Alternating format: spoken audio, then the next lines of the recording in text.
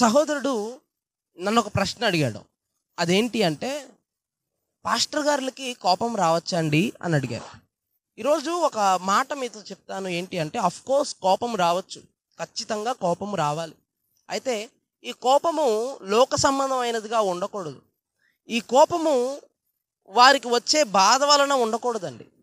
ఈ కోపం ఎక్కడి నుంచి రావాలంటే, ఆత్మ సంబంధమైన దుఃఖంలో నుంచి ఈ కోపం అనేది రావాలి.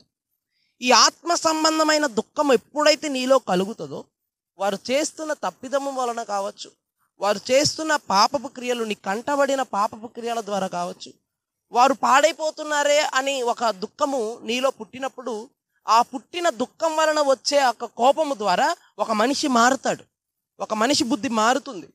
అయితే ఆ మార్చే ఒక కోపము నీలోకి వస్తే తప్పలేదు. అంతేగాని నీకేదో నీ అవసరం వచ్చినప్పుడు నువ్వు అప్పు అడిగినప్పుడు ఇవ్వలేదని ఆయన మీద కోపం పెంచుకోవడం అది సరైన పద్ధతి కాదు. నీకేదో రుణం ఉన్నప్పుడు నీ రుణం తీర్చలేదని ఆయన మీద కోపం తెచ్చుకోవడం కాదు. లేదా ఈ లోక సంబంధమైన ఆస్తులు నీకు పంచలేదని నీ తల్లిదండ్రుల మీద కోపం కాదు. ఇవన్నీ ఈ లోక సంబంధమైన కోపం నీకు ఉండకూడదు.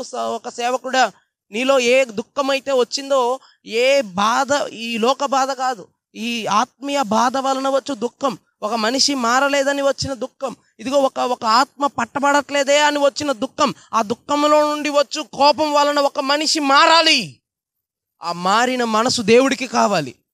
ఆ మారిన మనసు దేవుడు కోరుకున్నాడు. విరిగి నలిగిన హృదయం, ఈ విరిగి నలిగిన హృదయం ఎలా విరుగుద్ది, ఎలా నలుగుద్ది హృదయం అంటే, నువ్వు చెప్పే మాటలే. నువ్వు కోపము తెచ్చుకొని వారితో, ఇదిగో సహోదరుడు, నీ బ్రతుకు ఏమవుతుందో చూడు. దేవుని వాక్యం చెప్తుంది, నువ్వు సరోమని, నువ్వు సరేవు. ఒక్కసారి నీ జీవితాన్ని ఒకసారి చూసుకో. ఏ విధంగా నువ్వు పరలోకానికి చేరుకుంటావు, ఏ విధంగా నువ్వు నిత్యరాజ్యానికి చేరుకుంటావు అని నీ మాటల వలన వాడి జీవితం నలిగిన హృదయముగా మార్చబడి వారు పరలోకానికి చేర్చబడతాడు. అప్పుడు దేవుడు నీకు ఫలితాన్ని ఇవ్వబోతున్నాడు. ఈ లోకము నిన్ను ఏదో గద్దిస్తున్నాడు ప్రతిసారి. నీ విశ్వాసులు అనుకోవచ్చు ప్రతిసారి పాస్టర్ గారు గద్దిస్తున్నాడు, ఇదిగో సరిచేస్తూనే ఉన్నాడు అని వారు చెప్పుకోవచ్చు. కానీ నేటి సంఘానికి కావాల్సింది ఏంటి అంటే, గద్దింపు మాటలే, ఆశీర్వాద మాటలు కాదండి.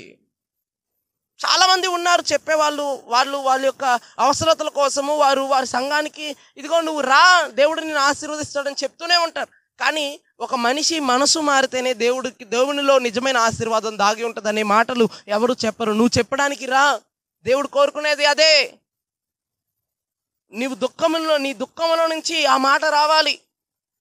కాబట్టి ప్రియ సహోదరుడా, యేసుక్రీస్తు ప్రభువారు యెరూషలేము మందిరంలోకి వెళ్ళినప్పుడు, ఆ యెరూషలేము మందిరము చుట్టూ వ్యాపారదారులు వారి యొక్క వ్యాపారాలను చేసుకుంటూ, కాసులకు అమ్ముతూ అనేకమైన కార్యకలాపాలు అక్కడ చేస్తున్నప్పుడు దేవుడు అంటున్నాడు, ఇదిగో నా మందిరాన్ని ఇదిగో దొంగల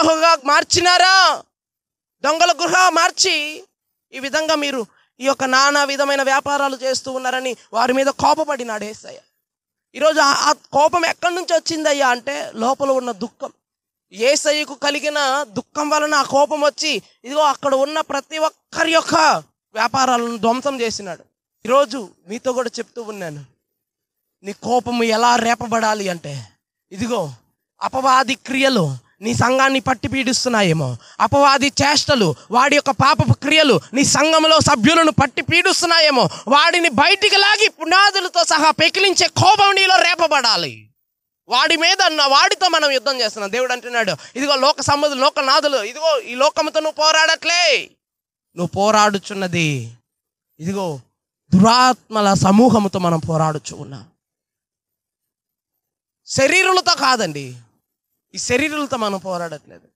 ప్రస్తుత అంధకార దురాత్మ సమూహములతో మనం పోరాడుచూ ఉన్నాం. అయితే ఈ యొక్క పోరాటంలో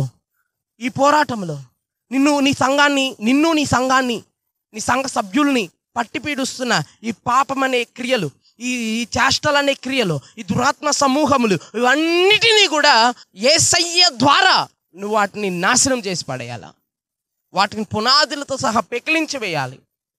కాబట్టి ప్రియ సహోదరుడా, ప్రియ సహోదరి, కాబట్టి కోపము రావాలి. ఆ కోపం ఏమై ఉండాలి అంటే, దుఃఖములో నుండి రావాలి. పాడైపోతున్నారనే దుఃఖము, చెడిపోతుందనే దుఃఖము, ఆ దుఃఖము వలన వచ్చు కోపం వలన ఇది నీ సంఘం బ్రతుకుతుంది, నీ సంఘం ఉజ్జీవింపబడుతుంది. నీవే గొప్ప వ్యక్తిగా దేవుడు అభిషేకించు సేవకుడుగా ఉన్నావు. బీ కేర్ఫుల్, నువ్వు మారాలి.